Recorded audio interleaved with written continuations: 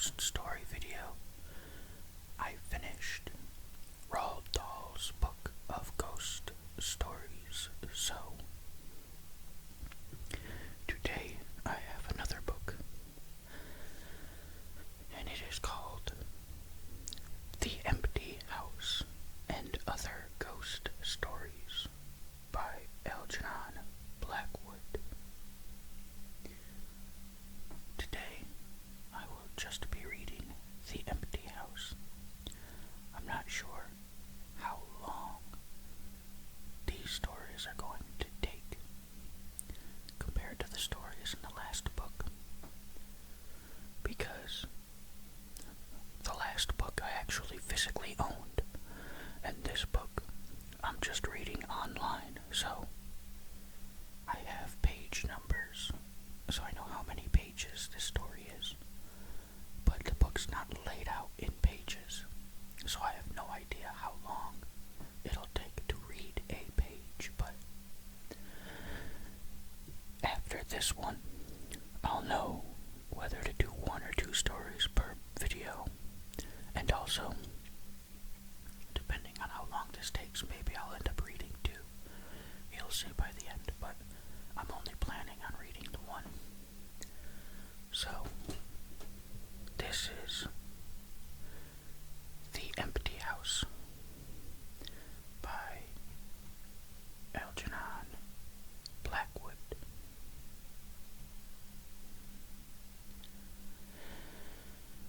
Certain houses, like certain persons, manage somehow to proclaim at once their character for evil.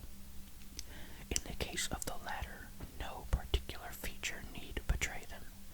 They may boast an open countenance and an ingenuous smile, and yet a little of their company leaves the unalterable conviction that there is something radically amiss with their being, that they are evil. Willy-nilly, they seem to communicate an atmosphere of secret and wicked thoughts, which makes those in their immediate neighborhood shrink from them as from a thing diseased. And perhaps with houses the same principle is operative, and it is the aroma of evil deeds committed under a particular roof, long after the actual doers have passed away, that makes the goose flesh come and the hair rise. Something of the original passion of the evildoer and of the horror felt by his victim enters the heart of the innocent watcher, and he becomes suddenly conscious of tingling nerves, creeping skin, and a chilling of the blood. He is terror-stricken without apparent cause. There was manifestly nothing in the external appearance of this particular house to bear out the tales of the horror that was said to reign within. It was neither lonely nor unkempt.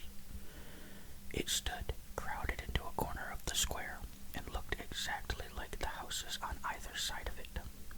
It had the same number of windows as its neighbors, the same balcony overlooking the gardens, the same white steps leading up to the heavy black front door, and in the rear there was the same narrow strip of green with neat box hoarders running up to the wall that divided it from the backs of the adjoining houses.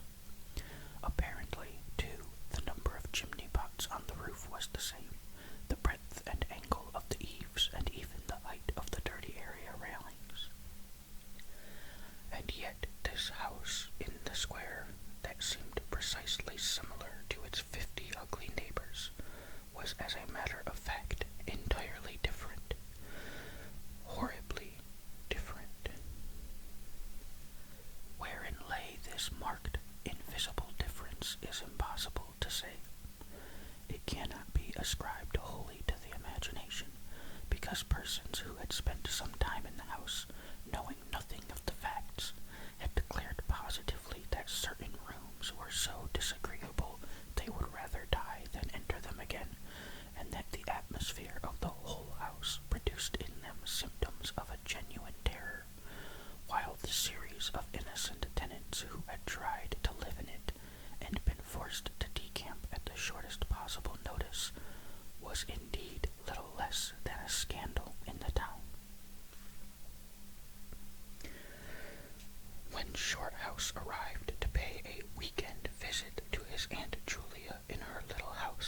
seafront at the other end of the town, he found her charged to the brim with mystery and excitement.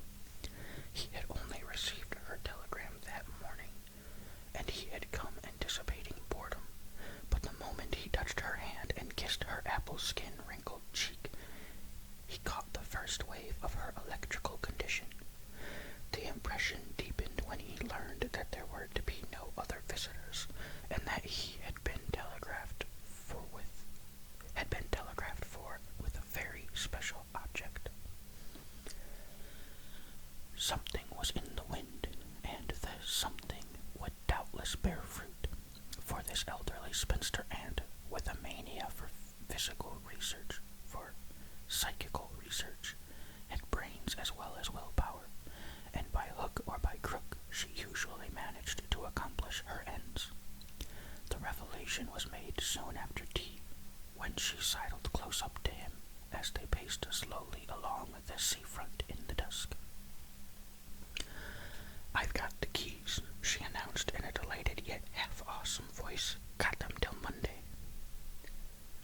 "The keys of the bathing machine, or?" he asked innocently, looking from the sea to the town. Nothing brought her so quickly to the point as feigning stupidity. "Neither," she whispered. "I've got the keys to the haunted house in the square, and I'm going there tonight." Shorthouse was conscious of the slightest possible tremor down his back. He dropped his teasing tone. Something in her voice and manner thrilled him. She was in earnest. "But you can't go alone," he began. "That's why I wired for you," she said with decision. He turned to look at her. The ugly, lined, enigmatical face was alive with excitement. There was the glow of genuine enthusiasm round it like a halo. The eyes shone. He caught another wave of her excitement, and a second tremor, more marked than the first, accompanied it. "Thanks, Aunt Julia," he said politely. "Thanks awfully." "I should not dare to go quite alone," she went on, raising her voice, "but with you I should enjoy it immensely. You're afraid of nothing, I know." "Thanks so much," he said again. Is anything likely to happen?" "A great deal has happened," she went on. She whispered, though it's been most cleverly hushed up. 3 tenants have come and gone in the last few months, and the house is said to be empty for good now. In spite of himself, Shorthouse became interested. His aunt was so very much in earnest. "The house is very old indeed," she went on, "and the story, an unpleasant one, dates a long way back. It has to do with a murder committed by a jealous stableman who had some affair with a servant in the house. One night he managed to secrete himself in the cellar, and when everyone was asleep, he crept upstairs to the servants' quarters, chased the girl down to the next landing, and before anyone could come to the rescue, threw her bodily over the banisters into the hall below. And the stableman was caught, I believe, and hanged for murder, but it all happened a century ago, and I've not been able to get more details of the story." Shorthouse now felt his interest thoroughly aroused, but though he was not particularly nervous for himself, he hesitated a little on his aunt's account. "On one condition," he said at length. "Nothing will prevent my going," she said firmly, "but I may as well hear your condition." "That you guarantee your power of self-control if anything really horrible happens. I mean, that you are sure you won't get too frightened." "Jim," she said scornfully, "I'm not young, I know, nor are my nerves, but with you I should be afraid of nothing in the world." This, of course, settled it, for Shorthouse had no pretensions to being other than a very ordinary young man, and an appeal to his vanity was irresistible. He agreed to go. Instinctively, by a sort of subconscious preparation, he kept himself and his forces well in hand the whole evening, compelling an accumulative reserve of control by that nameless inward process of gradually putting all the emotions away and turning the key upon them, a process difficult to describe but wonderfully effective, as all men who have lived through severe trials of the inner man well understand. Later, it stood him in good stead. But it was not until 10:30, when they stood in the hall, well in the glare of friendly lamps and still surrounded by comforting human influences, that he had to make the first call upon this store of collected strength. For, once the door was closed, and he saw the deserted, silent street stretching away, white in the moonlight before them, it came to him clearly that the real test that night would be in dealing with two fears instead of one. He would have to carry his aunt's fear as well as his own, and as he glanced down at her sphinx-like countenance and realized that it might assume no pleasant aspect in a rush of real terror, he felt satisfied with only one thing in the whole adventure, that he had confidence in his own will and power to stand against any shock that might come. Slowly they walked along the empty streets of the town. A bright autumn moon silvered the roofs, casting deep shadows.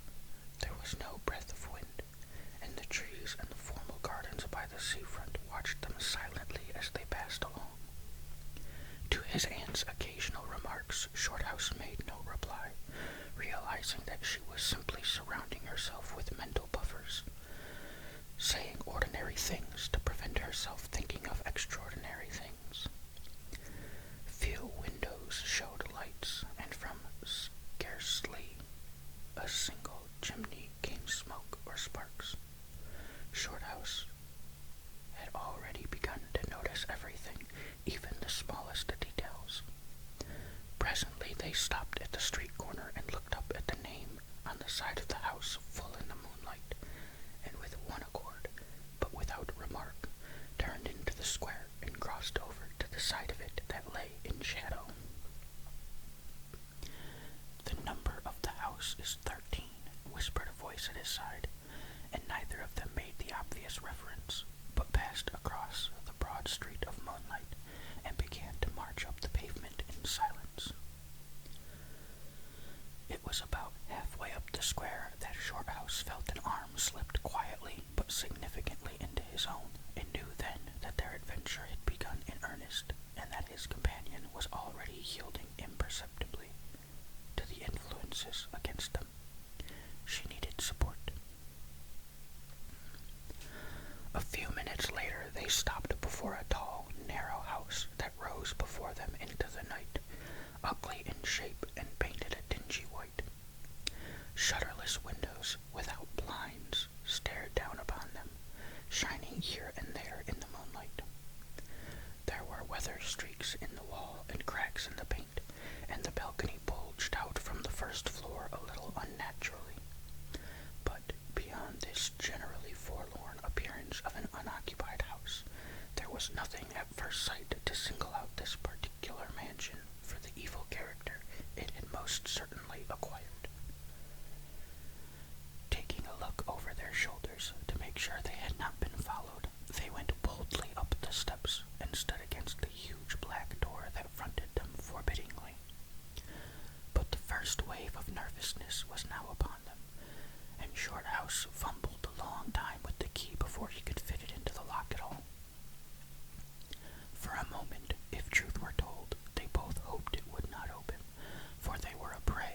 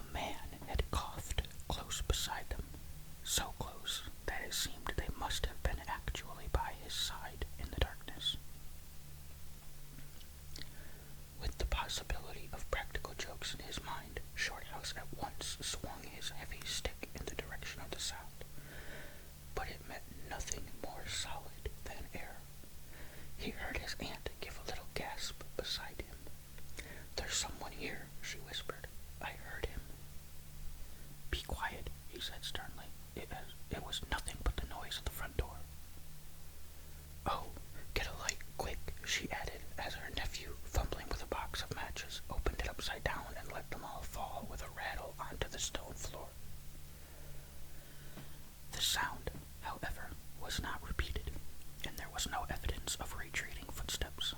In another minute they had a candle burning, using an empty end of a cigar case as a holder, and when the first flare had died down, he held the impromptu lamp aloft and surveyed the scene. And it was dreary enough in all conscience, for there is nothing more desolate in all the abodes of men than an unfurnished house dimly lit, silent, and forsaken, and yet tenanted by rumor with the memories of evil and violent histories. They were standing in a wide hallway. On their left was the open door of a spacious dining room, and in front the hall ran, ever narrowing, into a long, dark passage that led apparently to the top of the kitchen stairs. The broad, uncarpeted staircase rose in a sweep before them, everywhere draped in shadows, except for a single spot about halfway up where the moonlight came in through the window and fell on a bright patch on the boards. This shaft of light shed a faint radiance above and below it, lending to the objects within its reach a misty outline that was infinitely more suggestive and ghostly than complete darkness. Filtered moonlight always seems to paint faces on the surrounding gloom, and as Shorthouse peered up into the well of darkness and thought of the countless empty rooms and passages in the upper part of the old house, he caught himself longing again for the safety of the moonlit square, or the cozy, bright drawing room they had left an hour before. Then, realizing that these thoughts were dangerous, he thrust them away again and summoned all his energy for concentration on the present. "Aunt Julia," he said aloud, severely, "we must now go through the house from top to bottom and make a thorough search." The echoes of his voice died away slowly all over the building, and in the intense silence that followed, he turned to look at her. In the candlelight he saw that her face was already ghastly pale, but she dropped his arm for a moment and said in a whisper, stepping close in front of him, "I agree. We must be sure there's no one hiding. That's the first thing." She spoke with evident effort, and he looked at her with admiration. "You feel quite sure of yourself? It's not too late." "I think so," she whispered, her eyes shifting nervously toward the shadows behind. "Quite sure. Only one thing." "What's that?" "You must never leave me alone for an instant." "As long as you understand that any sound or appearance must be investigated at once, for to hesitate means to admit fear. That is fatal." "Agreed," she said a little shakily after a moment's hesitation. "I'll try." Arm in arm, Shorthouse holding the dripping candle and the stick, while his aunt carried the cloak over her shoulders, figures of utter comedy to all but themselves, they began a systematic search. Stealthily, walking on tiptoe and shading the candle, lest it should betray their presence through the shutterless windows, they went first into the big dining room. There was not a stick of furniture to be seen.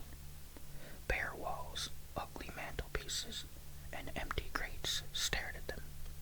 Everything, they felt, resented their intrusion, watching them, as it were, with veiled eyes. Whispers followed them. Shadows flitted noiselessly to right and left. Something seemed ever at their back, watching, waiting an opportunity to do them injury. There was the inevitable sense that operations which went on when the room was empty had been temporarily suspended till they were well out of the way again. The whole dark interior of the old building seemed to become a malignant presence that rose up, warning them to desist and mind their own business. Every moment, the strain on the nerves increased. Out of the gloomy dining room, they passed through large folding doors into a sort of library or smoking room, wrapped equally in silence, darkness, and dust, and from this they regained the hall near the top of the back stairs. Here a pitch-black tunnel opened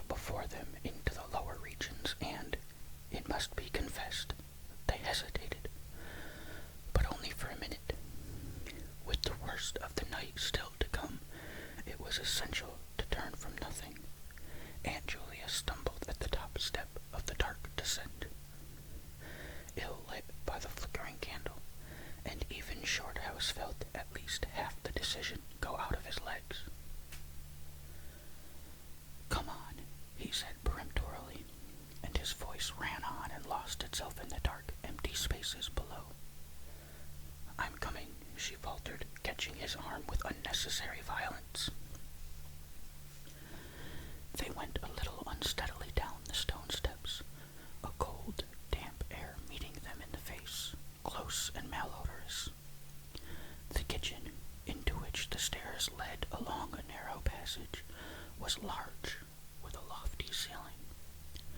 Several doors opened out of it, some into cupboards with empty jars still standing on the shelves, and others into horrible little ghostly back offices, each colder and less inviting than the last. Black beetles scurried over the floor, and once, when they knocked against a deal table standing in a corner, something about the size of a cat jumped down with a rush and fled, scampering across the stone floor into the darkness. Everywhere there was a sense of recent occupation, an impression of sadness and gloom.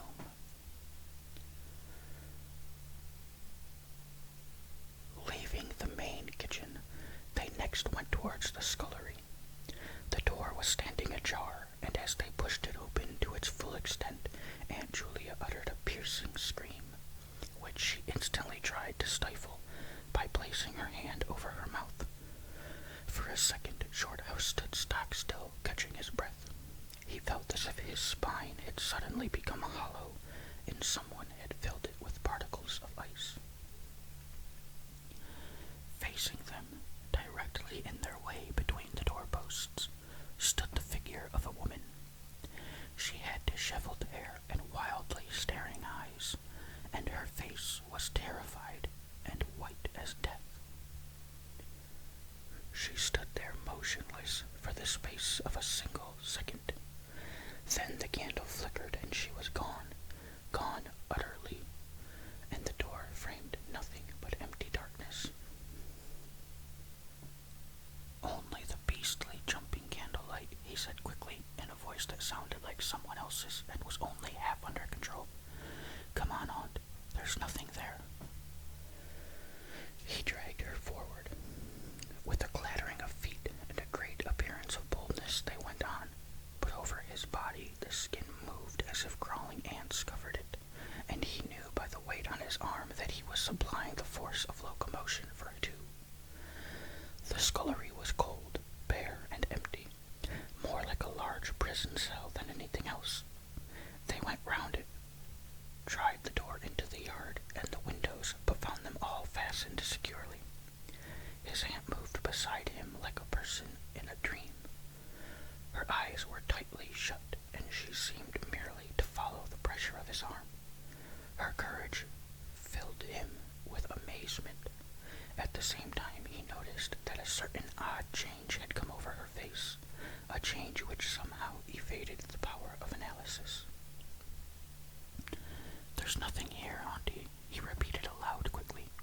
"Let's go upstairs and see the rest of the house. Then we'll choose a room to wait up in." She followed him obediently, keeping close to his side, and they locked the kitchen door behind them. It was a relief to get up again. In the hall there was more light than before, for the moon had traveled a little further down the stairs. Cautiously they began to go up into the dark vault of the upper house, the boards creaking under their weight.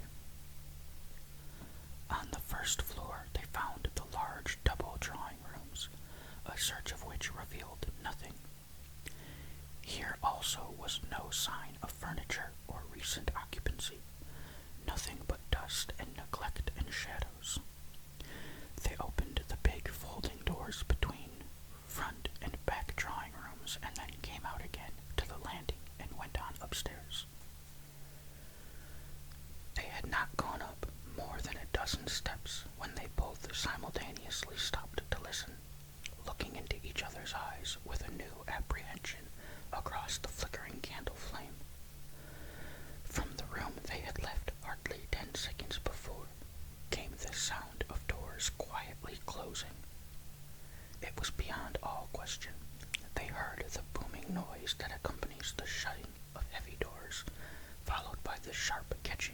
latch. "We must go back and see," said Shorthouse briefly in a low tone, and turning to go downstairs again. Somehow she managed to drag after him, her feet catching in her dress, her face livid. When they entered the front drawing room, it was plain that the folding doors had been closed half a minute before. Without hesitation, Shorthouse opened them. He almost expected to see someone facing him in the back room, but only darkness and cold air met him. They went through both rooms, finding nothing unusual. They tried in every way to make the doors close of themselves, but there was not wind enough even to set the candle flame flickering. The doors would not move without strong pressure. All was silent as the grave. Undeniably, the rooms were utterly empty, and the house utterly still.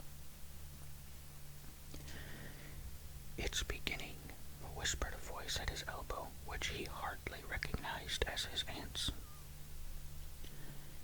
He nodded acquiescence, taking out his watch to note the time. It was 15 minutes before midnight. He made the entry of exactly what had occurred in his notebook, setting the candle in its case upon the floor in order to do so. It took a moment or two to balance it safely against the wall. Aunt Julia always declared that at this moment she was not actually watching him, but had turned her head towards the inner room, where she fancied she heard something moving. But at any rate, both positively agreed that there came a sound of rushing feet, heavy and very swift, and the next instant the candle was out. But Shorthouse himself had come more than this, and he has always thanked his fortunate stars that it came to him alone and not to his aunt too. For as he rose from the stooping position of balancing the candle, and before it was actually extinguished, a face thrust itself forward, so close to his own that he could almost have touched it with his lips. It was a face working with passion, a man's face, dark, with thick features and angry, savage eyes. It belonged to a common man, and it was evil in its ordinary normal expression, no doubt, but as he saw it, alive with intense, aggressive emotion, it was a malignant and terrible human countenance. There was no movement of the air, nothing but the sound of rushing feet, stockinged or muffled feet, the apparition of the face, and the almost simultaneous extinguishing of the candle. In spite of himself, Shorthouse uttered a little cry, nearly losing his balance as his aunt clung to him with her whole weight in one moment of real, uncontrollable terror. She made no sound, but simply seized him bodily. Fortunately, however, she had seen nothing, but had only heard the rushing feet, for her control returned almost at once, and he was able to disentangle himself and strike a match. The shadows ran away on all sides before the glare, and his aunt stooped down and groped for the cigar case with the precious candle. Then they discovered that the candle had not been blown out at all. It had been crushed out. The wick was pressed down into the wax, which was flattened as if by some smooth, heavy instrument. How his companion so quickly overcame her terror, Shorthouse never properly understood, but his admiration for her self-control increased tenfold, and at the same time served to feed his own dying flame, for which he was undeniably grateful. Equally inexplicable to him was the evidence of physical force they had just witnessed. He at once suppressed the memory of stories he had heard of physical mediums and their dangerous phenomena, for if these were true and either his aunt or himself was unwittingly a physical medium, it meant that they were simply aiding to focus the forces of a haunted house already charged to the brim. It was like walking with unprotected lamps among uncovered stores of gunpowder. So, with as little reflection as possible, he simply relit the candle and went up to the next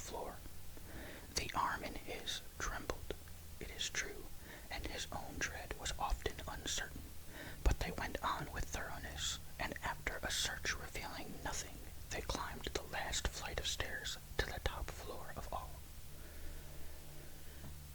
Here they found a perfect nest of small servants' rooms, with broken pieces of furniture, dirty cane-bottomed chairs, chests of drawers, cracked mirrors, and decrepit bedsteads. The rooms had low, sloping ceilings already hung here and there with cobwebs, small windows, and badly plastered walls, a depressing and dismal region which they were glad to leave behind. It was on the stroke of midnight when they entered a small room on the third floor, close to the top of the stairs, and arranged to make themselves comfortable for the remainder of their adventure. It was absolutely bare, and was said to be the room, then used as a clothes closet, into which the infuriated groom had chased his victim and finally caught her. Outside, across the narrow landing, began the stairs leading up to the floor above, and the servants' quarters, where they had just searched. In spite of the chilliness of the night, there was something in the air of this room that cried for an open window. But there was more than this. Shorthouse could only describe it by saying that he felt less master of himself here than in any other part of the house. There was something that acted directly on the nerves, tiring the resolution, enfeebling the will. He was conscious of this result before he had been in the room 5 minutes, and it was in the short time they stayed there that he suffered the wholesale depletion of his vital forces, which was, for himself, the chief horror of the whole experience. They put the candle on the floor of the cupboard, leaving the door a few inches ajar so that there was no glare to confuse the eyes, and no shadow to shift about on walls and ceiling. Then they spread the cloak on the floor and sat down to wait, with their backs against the wall. Shorthouse was within 2 feet of the door onto the landing. His position commanded a good view of the main staircase leading down into the darkness, and also of the beginning of the servants' stairs, going to the floor above. The heavy stick lay beside him within easy reach. The moon was now high above the house. Through the open window they could see the comforting stars like friendly eyes watching in the sky. One by one the clocks of the town struck midnight, and when the sounds died away, the deep silence of a windless night fell again over everything. Only the boom of the sea, far away and lugubrious, filled the air with hollow murmurs. Inside the house the silence became awful. Awful, he thought, because any minute now it might be broken by sounds portending terror. The strain of waiting told more and more severely on the nerves. They talked in whispers when they talked at all, for their voices aloud sounded queer and unnatural. A chilliness, not altogether due to the night air, invaded the room and made them cold. The influences against them, whatever these might be, were slowly robbing them of self-confidence and the power of decisive action. Their forces were on the wane, and the possibility of real fear took on a new and terrible meaning. He began to tremble for the elderly woman by his side, whose pluck could hardly save her beyond a certain extent. He heard the blood singing in his veins. It sometimes seemed so loud that he fancied it prevented his hearing properly. Certain other sounds that were beginning very faintly to make themselves audible in the depths of the house. Every time he fastened his attention on these sounds, they instantly ceased. They certainly came no nearer, yet he could not rid himself of the idea that movement was going on somewhere in the lower regions of the house. The drawing-room floor, where the doors had been so strangely closed, seemed too near. The sounds were further off than that. He thought of the great kitchen with the scurrying black beetles and of the dismal little scullery, but but somehow or other they did not seem to come from there either. Surely they were not outside the house.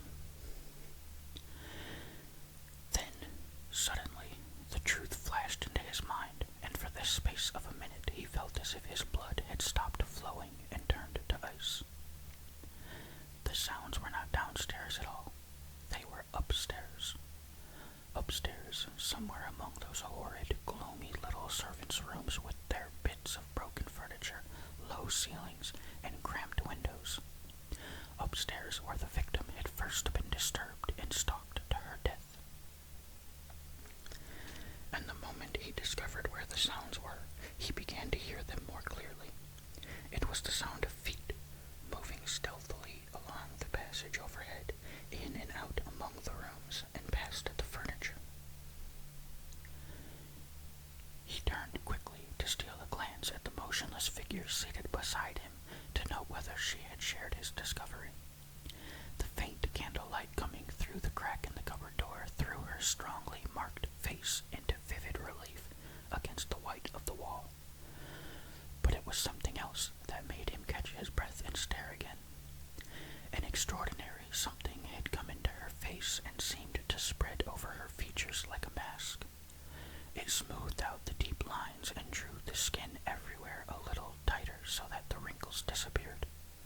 It brought into the face, with the sole exception of the old eyes, an appearance of youth and almost of childhood.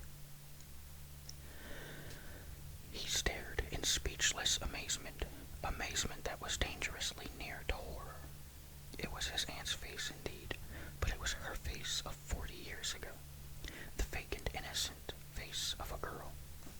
He had heard stories of that strange effect of terror which could wipe a human countenance clean of other emotions, obliterating all previous expressions, but he had never realized that it could be literally true, or could mean anything so simply horrible as what he now saw.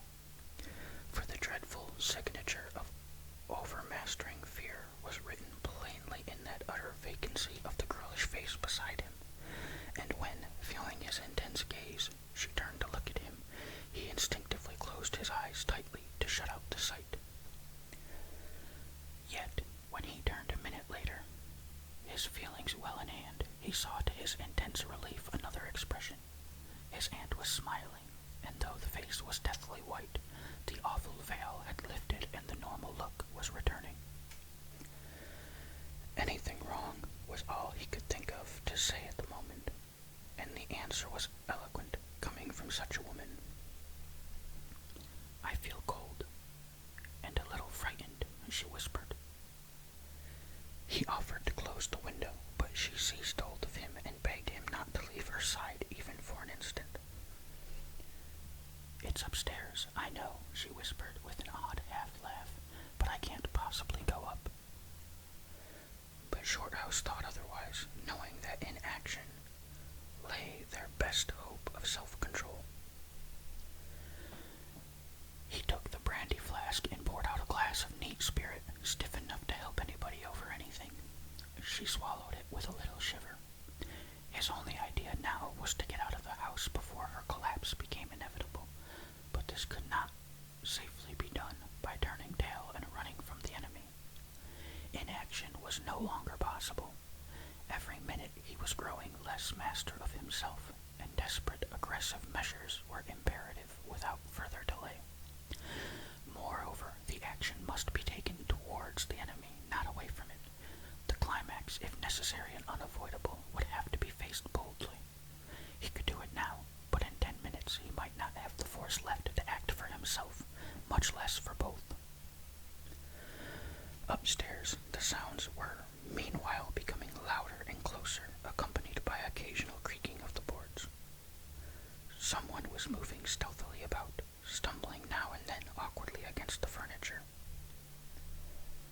Waiting a few moments to allow the tremendous dose of spirits to produce its effect, and knowing this would last but a short time under the circumstances, Shorthouse then quietly got on his feet, saying in a determined voice, "Now, Aunt Julia, we'll go upstairs and find out what all this noise is about. You must come too. It's what we agreed."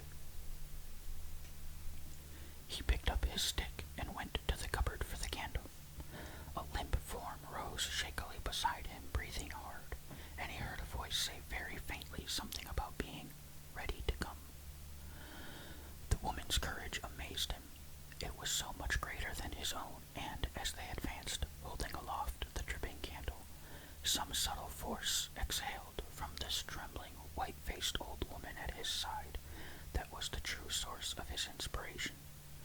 It held something really great that shamed him and gave him the support without which he would have proved far less equal to the occasion. They crossed the dark landing, avoiding with their eyes the deep black space over the banisters. Then they began to mount the narrow staircase to meet the sounds which, minute by minute, grew louder and nearer. About halfway up the stairs, Aunt Julia stumbled and Shorthouse turned to catch her by the arm, and just at that moment there came a terrific crash in the servants' corridor overhead. It was instantly followed by a shrill, agonized scream that was a cry of terror and a cry for help melted into one. Before they could move aside or go down a single step, someone came rushing along the passage overhead, blundering horribly, racing madly at full speed, 3 steps at a time, down the very staircase where they stood. The steps were light and uncertain, but close behind them sounded the heavier tread of another person, and the staircase seemed to shake. Shorthouse and his companion just had time to flatten themselves against the wall when the jumble of flying steps was upon them, and 2 persons with the slightest possible interval between them dashed past at full speed. It was a perfect whirlwind of sound breaking in upon the midnight silence of the empty building. The 2 runners, pursuer and pursued, had passed clean through them where they stood, and already with a thud the boards below had received first one, then the other. Yet they had seen absolutely nothing, not a hand or arm or face or even a shred of flying clothing. There came a second's pause. Then the first one, the lighter of the 2, obviously the pursued one, ran with uncertain footsteps into the little room which Shorthouse and his aunt had just left. The heavier one followed. There was a sound of scuffling, gasping, and smothered screaming, and then out on the landing came the step of a single person, treading weightily. A dead silence followed for the space of half a minute, and then was heard a rushing sound through the air. It was followed by a dull, crashing thud in the depths of the house below, on the stone floor of the hall. Utter silence reigned after. Nothing moved. The flame of the candle was steady. It had been steady the whole time, and the air had been undisturbed by any movement whatsoever. Palsied with terror, Aunt Julia, without waiting for her companion, began fumbling her way downstairs. She was crying gently to herself, and when Shorthouse put his arm round her and half carried her, he felt that she was trembling like a leaf.